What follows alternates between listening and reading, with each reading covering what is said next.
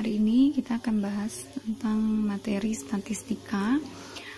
Oke, kalian bisa lihat catatan yang kemarin ya, itu statistika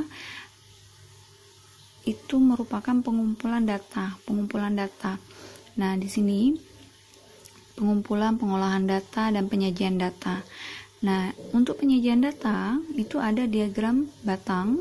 Kamu bisa lihat di catatan kemarin ya, itu pertama itu diagram batang yang berbentuk batang.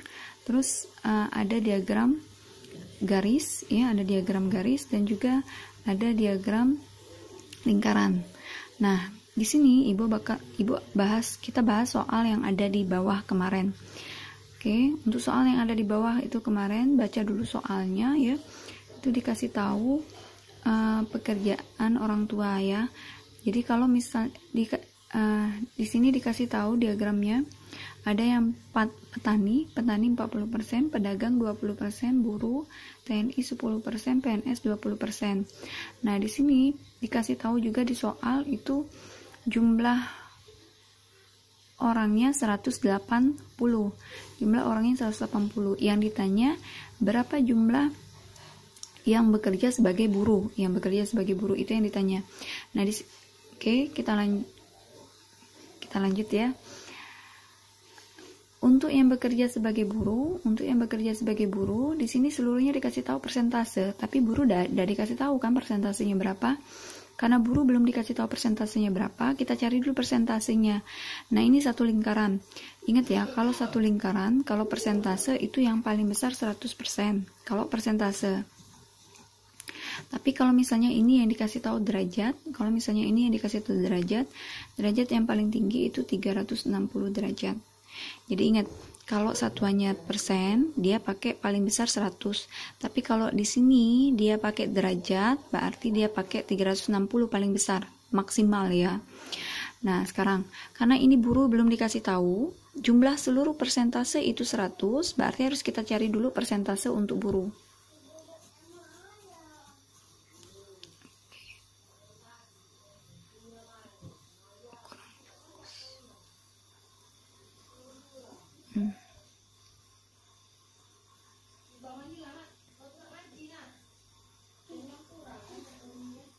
Oke, untuk buruh persentasenya ya. Persentase untuk buruh itu 100 dikurang dengan jumlah seluruh persentase yang dikasih tahu.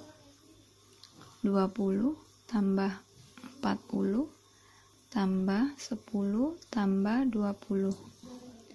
Oke. Berarti ini 100 dikurang 6, 7, 9, 90. Berarti dia 10%. 10% untuk buruh. Nah, buruhnya 10%. Berarti kalau yang ditanya jumlahnya, orang banyak yang bekerja sebagai buruh, persentase ini 10% dikali dengan jumlah total seluruhnya. Total seluruhnya kan 180.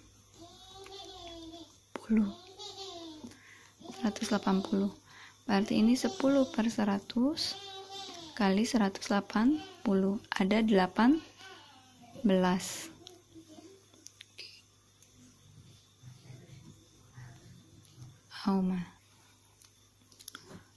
Ada 18. Dari mana 18? 10 kali 180 bagi 100, atau coret aja nolnya. Ini 1 coret, yang ini 1 coret, tinggal 18. Oke, untuk soal yang pertama,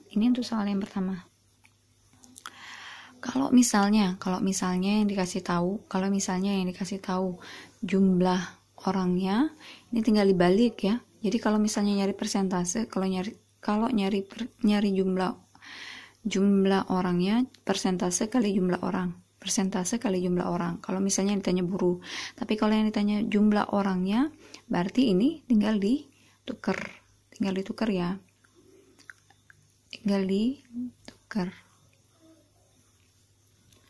Misal seperti ini. Kalau yang dikasih tahu buruh itu sama dengan persentase buruh. Kalau yang ditanya buruh ya.